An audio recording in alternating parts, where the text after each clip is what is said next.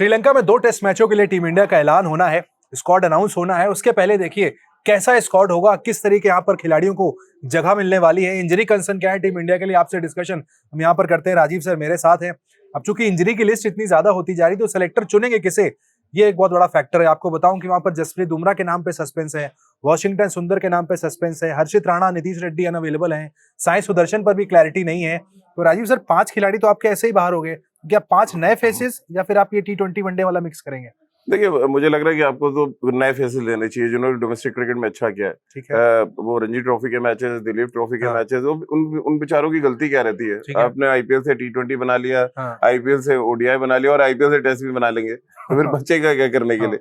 तो बहुत जरूरी है कि डोमेस्टिक क्रिकेट, जैसे पिछला सिलेक्शन था, मानव सुतार को उन्होंने चांस दिया और उसने प्रूव किया। ठीक है। और काउंटी क्रिकेट में भी जाके देखिए उन्होंने कैसा धमाल उनका किया। सिलेक्शन पक्का है, वो तो ऑलमोस्ट रहेंगे ही। ठीक है। हर्ष दुबे एक और लेफ्ट आर्म स्पिनर, बट मेरा डाउट ये है कि कितने लेफ्ट आर्म स्पिनर आप लेके जाएंगे। जडेजा ऑलरेडी 6 लेफ्ट हैंडर खिलाती है श्रीलंका अपनी टीम में, तो जडेजा का कमबैक फॉर श्योर है। टेस्ट में सिक्योर है जगह। हाँ, टेस्ट में उनकी जगह सिक्योर है। ठीक है। तो मुझे लग रहा है मानव सुतार और रवींद्र जडेजा और कुलदीप यादव, ये 3 स्पिनर आपके पास। स्पिन डिपार्टमेंट को लेकर चिंता नहीं है। ठीक है।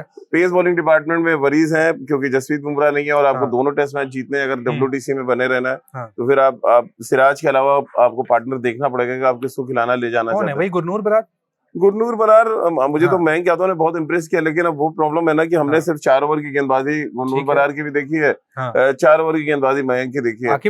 आकिब नबी एक मुझे लग रहा है बहुत ही स्ट्रॉन्ग कंटेंडर होंगे अगर जसप्रीत बुमराह अगर फिट नहीं होते हैं। तो मुझे लग रहा है कि आकिब नबी को ले जाना चाहिए, क्योंकि देखिए तो जिनका बॉल थोड़ा मूव करता है और गोल में पहला टेस्ट मैच है, समंदर का किनारा है, थोड़ा हैवी कंडीशंस होती हैं, तो एक अच्छा सिलेक्शन हो सकता है आकिब नबी का।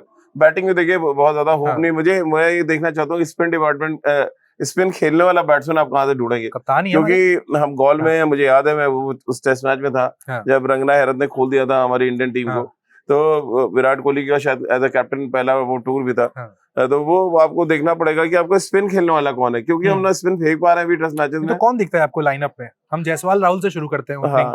वन डाउन आपके पास साई सुदर्शन नहीं है तो शायद पडिक्कल आएंगे, पडिक्कल ने रन बहुत किए, तो फिर गिल आते हैं आपके पास। टॉप 4 तो है ना स्पिन खेलने वाला?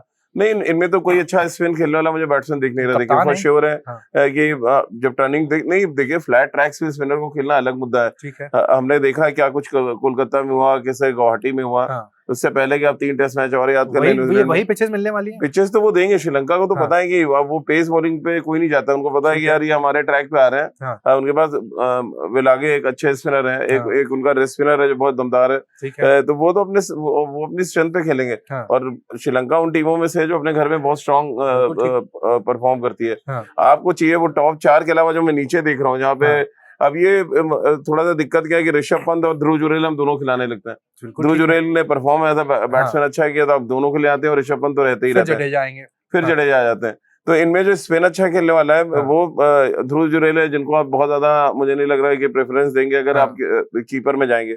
ऋषभ पंत आपके आइडियली टेस्ट क्रिकेट के नंबर 1 विकेट कीपर है। मैं देखना चाह रहा हूँ सरफराज जैसे बैट्समैन जो थोड़ा सा डोमिनेट करके खेलता है। रजत पाटीदार क्यों नहीं? Rajat Patidar even Rajat, but मैं सरफराज को ज्यादा प्रेफरेंस दूंगा, क्योंकि वो बिना किसी कारण की वो टीम से बाहर गए हैं। वो ऐसे टेस्ट मैचेस के लिए उनको होना चाहिए जहाँ पे स्पिनर्स के अगेंस्ट जाके आप बहुत एग्रेसिव बैटिंग कर सकें और आपके पास वो स्वीप, स्टेप आउट करना, आपको फुटवर्क बहुत अच्छा है, फिटनेस में उन्होंने काम किया है। तो व्हाई नॉट सरफराज एक सरप्राइज पैकेज के तौर पे मुझे लग रहा है। कहाँ लेकिन कैसे खिलाएंगे, किस स्पॉट पे? ध्रुव जुरेल इंडिया ए के लिए सेंचुरी मार के आए हैं, आप उन्हें बाहर करेंगे नहीं तो लेकिन आपको ये भाई कितने प्लेयर, संजू सैमसन ड्रॉप हो गए जब वर्ल्ड कप के मैन ऑफ द सीरीज थे, तो ड्रॉप तो कोई भी होता। आपको ये देखना करंट फॉर्म, हम लोग अक्सर देखिए बात करते हैं कि आपको ये दिख जाता है कि ये प्लेयर टच में है, ये प्लेयर रन बना सकता है, ये बॉलर अच्छा रिदम में। देखिए हम सब बात कर रहे थे जब मयंक का सिलेक्शन हुआ और हम लोगों ने खबर भी ब्रेक की थी कि वीवीएस लक्ष्मण ने ये पहल की है कि नहीं यार मुझे मयंक चाहिए, क्योंकि वो एनसीए में जो बॉलिंग कर रहे हैं वैसा रिदम किसी बॉलर का दिखा ही नहीं है। ठीक है। और वो हर कोई क्रिटिसाइज कर रहा था यार अभी आईपीएल भी नहीं ढंग से खेले,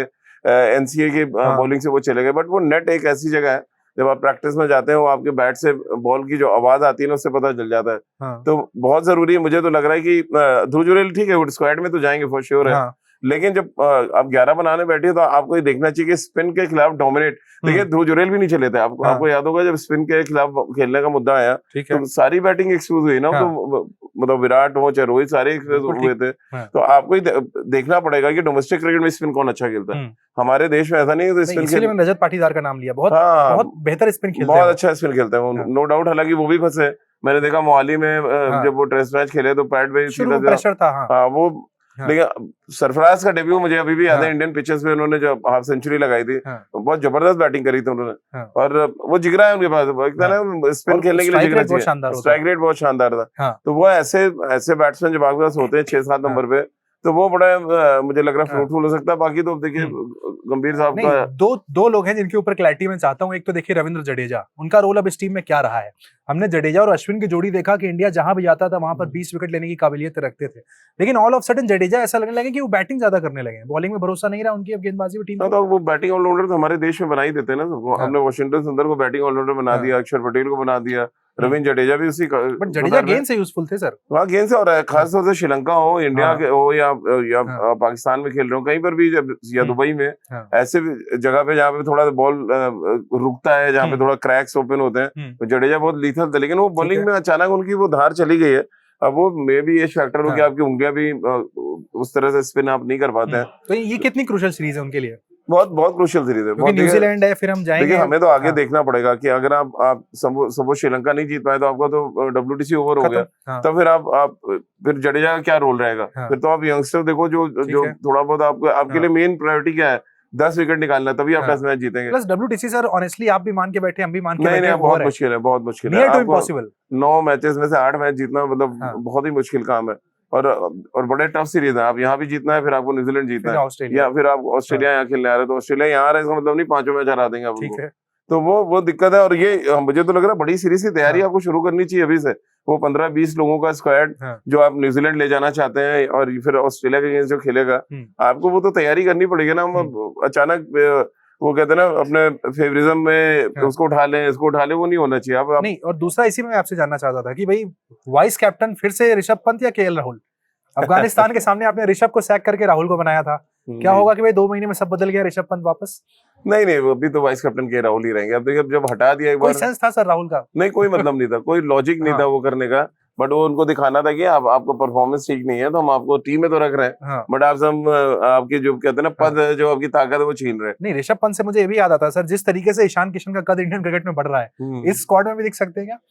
नहीं, बहुत मुश्किल है अभी। देखिए ध्रुव जुरेल ने मतलब जब उनको मौका मिला, देखिए इंडिया के अगर आप ग्लव वर्क में जाएंगे तो आज भी वो नंबर 1 विकेट कीपर है। उनकी जो कीपिंग का क्लास है, वो बैटिंग में भले ही ऋषभ पंत आपको टेस्ट मैच में ज्यादा बेटर दिखता हो, बट ग्लव वर्क की बात करें, उनका जो पैर का मूवमेंट है वो बहुत मतलब जो कहते हैं क्लासिक विकेट कीपर्स होते थे, वैसे तो अभी बहुत टेस्ट मैच में आना थोड़ा मुश्किल है। वहां तो आपके ऋषभ पंत और ध्रुव जुरेल है, फिर के राहुल तो ही है आपके बैकअप विकेट कीपर। बिल्कुल है। तो इंतजार करते हैं भाई कि स्क्वाड भारतीय टीम का कैसा वहां पर दिखेगा, वो कौन से खिलाड़ी हैं आपको जो लगता है जिनको जगह मिलनी चाहिए?